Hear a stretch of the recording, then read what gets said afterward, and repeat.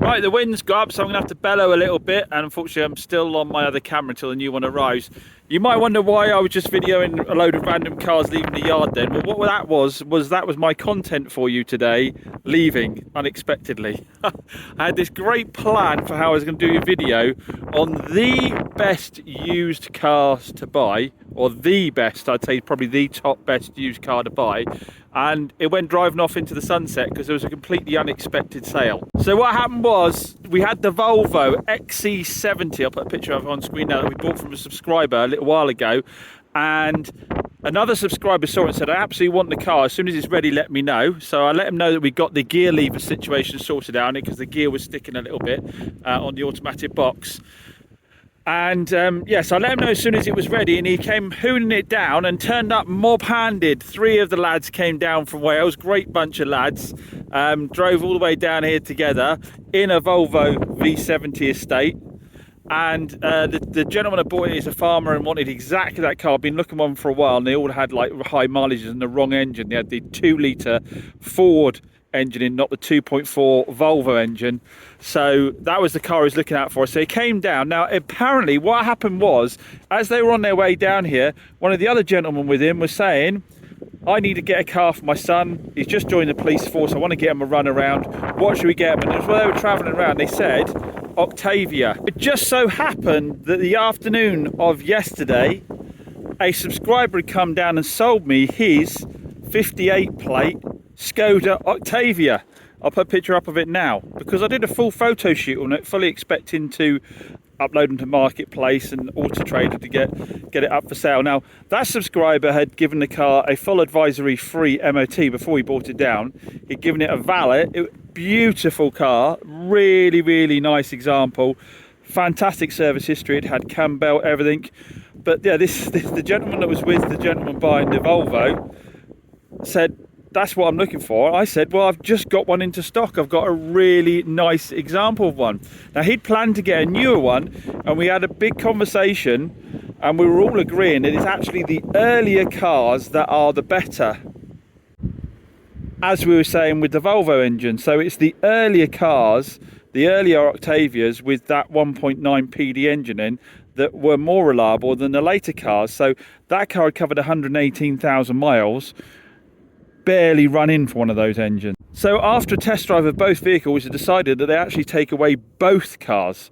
So we did a 2 deal on the 2 cars, and they've left with them both. And that was my video up in smoke. But good news, it turned out I've actually got a 3rd car with the 1.9 PD engine in it. So this is another car that a subscriber sold to me recently, getting a new car, and said, James, would you be interested? I know it's really old for you, 54 plate, but is there anything you can do with it? And he's had this car for a really long time. It's got a massive service history file on it. I think it's had 2 or 3 cam belts in its life, 150,000 miles. And this is a Audi A4 estate, and it is the 1.9 Sport. So this also features the PD engine. So what am I going on about? This PD engine, if for any of you that don't know, let's have a quick chat about that. And the reason I want to have a chat about it is because I need to tell everyone, in case there is anyone that doesn't know it, that if you want a super cheap car that is going to be absolutely bulletproof, you need to go out and find yourself a car with the famous 1.9 PD engine in it. So the PD engine, the PD stands for pump nozzle, I think, I forget what the actual German for it is, was an engine that I think ran from 1991 to about 2008. It was in various Audis, Volkswagens, may have been in some Seats, I'm not sure. I'm sure you guys will list below the different models of cars. So you've got your Golfs, your Audi A4s, your Audi A3s, your Boras, your Passats, your Skodas like the Octavia, like the very famous Skoda Fabia VRS, which was a little hatch that had the 1.9 PD in it. I'll discuss a bit more why that was a particularly good car. But yeah, so it ran from 1991 to 2008. It's absolutely legendary engine. There are examples that have covered 1 million miles. I think there's one on YouTube with 736,000 miles on it. Why were they so reliable? The reason is, after 2008, stuff started getting DPF filters through it, diesel particulate filters added, and things like EGRs fitted. Particularly DPFs was the sort of the killer for diesels, which meant that if you didn't do big mileage and get the car hot, they would constantly block themselves up and cause yourself all kinds of emissions issues and gum up the engine and all sorts of other stuff. To put it even more simply, basically what happened was they started to bolt a load of stuff to these engines to try and get emissions down. They all strangled the engine and caused them to die a lot earlier. An early 1.9 PD engine only puts out about, I think, 95 brake horsepower, but because it is so under stress, it will go on absolutely forever. Some of you might think any dealer that would sell a 58 plate car, a 2007 car, even a 54 plate car is insane. Well, I'd say it is actually a safer bet to sell a 1.9 PD than it would be a 2015, 2016 2-litre Ingenium engine. Even the later Golfs with the 2-litre engines at that age, they're all prone to issues. Again, it comes down to all these emission rulings that have just strangled the engines. Now, the PD engine was available in a 1.9. It did move to 2 litres later on, but you've got to be careful. After 2008 on the 2 litres, they started to add the DPF. So it is that sweet spot between all the way back to 1991, right the way through to 2008, that the cars you want to be looking out for. As I said, the early ones were only 95 brake horsepower. They did do, I believe, 110 or 115 brake horsepower. I think there might have been 105 as well. This is the 130 horsepower, which is probably the sweet spot. There were later ones with 150 horsepower, but I have heard of those ones actually having a few issues. Camshafts aren't as strong, apparently, that kind of thing. So the 130 brake horsepower is the actual sweet spot, because these also put out 220, I think 228, 230 foot-pounds of torque, really low down the rev range. So they've got loads of low down pulling power.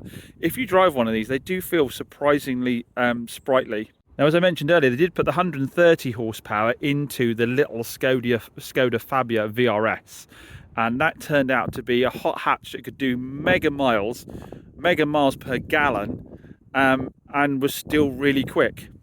And they're very, very sought after now. So if you're looking for a really cheap car that's going to be super reliable to run around in, you need to go looking for a PD engine car. So this is a really good example. So what we've got, like I said, is we've got a A4 1.9 TDI. The red eye, I believe, indicates this is the 130 horsepower, not the lower horsepower. Someone might well correct me on that. Like I said, this came from one of our subscribers. He's had this car for absolutely ages. Now, when it comes to buying these, I'm going to tell you, and most people will still ignore me, buy off service history, not off mileage. So if you're looking at the PDs, buy off the service history, not off the mileage. A mileage like this should really not concern you. 155,000 miles. Before anybody says, I'm not on a sales pitch here, this car's sold, so there's no issue with anybody trying to, and I don't have another one to sell you, so this is just purely consumer advice. This is how you want to buy your PD. Look at this. We've got masses and masses of service history here, loads of receipts for things like it's just normal servicing stuff, nothing major. Cam belts, they are, I think, every 4 years or 60,000 miles, but they're simple cam belts to do. They're not expensive to do. Modern belts probably will last out, longer than the older belts. The modern belts are a bit tougher than the older belts. The production of them, they tend to be better quality rubber. Someone's going to correct me on that now, but I believe that Volkswagen extended out all their cam belt periods just because the quality of the belts coming out were stronger, they'd last longer. But anyway, the standard is 4 years, I think 60,000 miles. This has had about 3 cam belts, I think, in the paperwork on it. Go out and buy one. Don't be scared of buying one with 200,000 miles on, as long as the service history is there. This is the 6-speed manual, so stick with the manual, stay away from autos, although the autos are probably more reliable than the modern autos as well. But stick with the manual, because when it comes to buying cheap old cars, simplicity is key.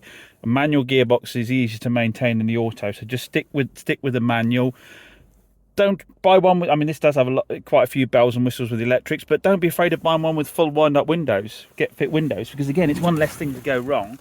You can see the interior on this is really held up well for 150,000 miles. You will get standard stuff like this one's got a stagging headliner, but these are the kind of jobs that it's just unscrewing stuff. So if at a weekend you unscrewed all that, pulled it down, got yourself some fabric on eBay and some contact adhesive, you can tidy that right up. Or if you want to do it even simpler, just get yourself some pins and pin the headliner back up.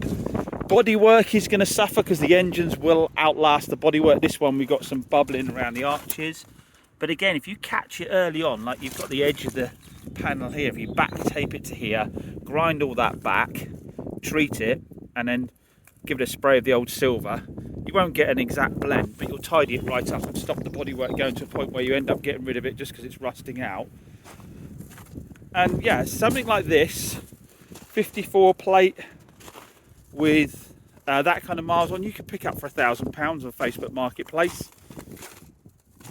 You could obviously go for a lower mileage one, but yeah, motoring doesn't. Yeah, we've got small bubbling on the front. Motoring doesn't really get any more cheap and reliable. Now, someone's probably going to be on camera going, now, oh, your wings are slightly different colour. Don't worry about whether the car's a Cat N. Don't worry about whether the car's a Cat S or not. Don't worry about whether there's different colour panels on it. Who cares? As long as it's mechanically sound. We're talking about running the car on a budget here, not running a show queen. And if you buy with a fantastic service history like that, you buy off the car off someone who's had it for a long time, so you know they aren't trying to offload it, someone who can really fill you in on the background of the car, you can buy one, like I said, with a couple 100,000 miles on and be entirely confident, as long as you keep with those cam belt services and do the oil and filters every year, it's going to take you potentially to 1 million miles. It is funny as we get older, isn't it, how we get accused of having rose tinted glasses, that older stuff is better. But unfortunately, when it comes to cars, it's increasingly becoming the case that the older models of everything is genuinely outlasting the newer models. The later Volkswagen 1.6 diesel has got a really bad rep for having quite a lot of expensive repairs, injectors being thousands of pounds alone.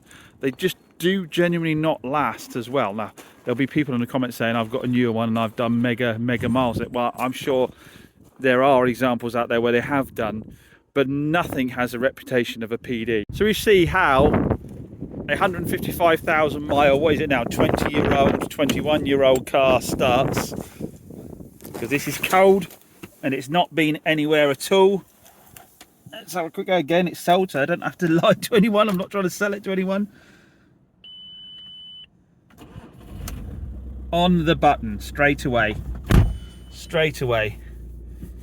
Yeah, it's going to be more vocal than one of your modern diesels. They're the sound, you know, they're quieter sounding engines, but that noise is the reassuring noise that there's something hewn out of granite in the front that's going to last forever and a day. The clutch is still good on this. Again, a high mileage car, I don't know if this, I can't remember from the paperwork this ever had a clutch, but if a high mileage car has spent its time on motorways and dual carriageways, the clutch is unlikely to have had a lot of hassle. When you get in the car, just, you know, give a feel for where the clutch is, where it's biting, whether it's biting very high near the top or very low down the bottom. As long as it's sort of, you know, in the mid-range, you're okay. Get through the gears, make sure they're all selecting nicely, there's no resistance in the gears. Stop, if you want to be sure, stop, put the car in a high gear like fifth and pull away. I mean, the PD might pull you away in fifth, but see, you want the car to cut out like it just did then. That shows you the clutch isn't slipping. Just look for warning lights on the dashboard, of course, any erratic idling. We've got some lights coming up for bulbs that are out on it. Go along some uneven surfaces, just check if you've got any suspension. I mean, you're gonna have to put a few quid into it. Although the engines are hewn out of stone, doesn't mean the suspension will last forever and the bushes will last forever. So allow for doing a few little bits of work like that. Your discs and pads, just have a little break and make sure it's put in a straight line. Make sure there's no grinding noises. Buy with your ears when it comes to that kind of thing. In terms of how it should feel power wise, even just in this short little stint round the yard here, if I come round here, I should get a reassuring little push in my back as we come on turbo, which I have done there. Look for masses of smoke at the back. An older car will smoke a bit from cold, let it get warmed up, just make sure you haven't got plumes of smoke behind you, but a little bit of smoke's allowed. You just don't want a lot because that could possibly be a turbo on its way out. Yeah, I mean, they're really simple things to check over. It's all common sense stuff. Obviously, go for a decent drive, get it fully up to temperature. Make sure, not that they're renowned for overheating at all. Remember, diesels do take a long time to get up to temp, especially in cold weather, so you need to go for a decent driving one. But they're a pretty safe bet. I'd say your biggest risk is corrosion. Get underneath the car, check for the rear beams. If we can get under and show you, there's not an awful lot, but check under for your rear beams. Surface rust is okay, but you're looking to see if there's major rust going on in your holding. Check the previous MOTs, see if an MOT tester has noted recently anything about corrosion. So you want your front and your rear subframes.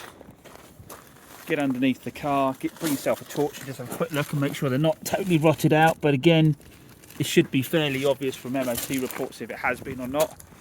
Check the sills. This has got the body kit on it, so get underneath. Have a good look underneath the sills, check for any rot there. Again, don't worry if it's had some welding before. They might have had to have some patches over its lifetime. You're unlikely to find one that's never been welded, to be honest, if it's getting to this age. But do get underneath, because like I say, it's the body that's going to rot away before the engine gives up on you. So there we have it. Along with the Volvo 2.4 petrol and diesel, and along with the Lexus LS430 V8 engine, I would say that a PD is probably going to be the most reliable motor you can buy. Top bit of Bangonomics. Now your only problem is going to be to go and find somebody who wants to give theirs up. So at which point I need to give a massive shout out to both our subscriber that sold me this one, to our subscriber that sold me his Octavia 1.9 PD, and our subscriber who sold me his 2.4 Volvo, because that's the other engine, as I said. There's pretty good if we've taken one of those personally to just short of 300,000. Many thanks for watching my ramblings. As always, lots more car stuff coming up. As you can see, I've got a completely full yard. Just one more quick reminder that we do have one of our raffles going on at the moment, where we donate a proportion of the proceeds to charity, which this time is North Devon Hospice, and the raffle is for this Audi A3 convertible, the back here, 1.2 turbocharged, that has a fresh MOT on it, only 48,000 miles, has also had a timing chain, is in lovely condition, be coming out with a warranty, and you can win it for just £2. I'll put a link in the video description down below. Or if you want to get involved and you're not bothered about the car, there is an alternative of £4,000 cash. Just search up Chops Garage Raffle, or let's say there will be a link in the video description down below. As I said, many thanks for watching as always. Massive thanks to all those subscribers that are supporting me by offering me their vehicles. And don't forget, check if you're subscribed. Do me a favour, look down below. Are you subscribed to Chops Garage? Remember, it costs absolutely nothing to subscribe to a YouTube channel. It is just telling YouTube that you enjoy the channel, to remind you when new videos come out, and it will help push it out to other people as well, because if you're subscribing, YouTube's going to say maybe this guy's worth watching, and let other people know as well. Again, third time, massive thanks. See you on the next one.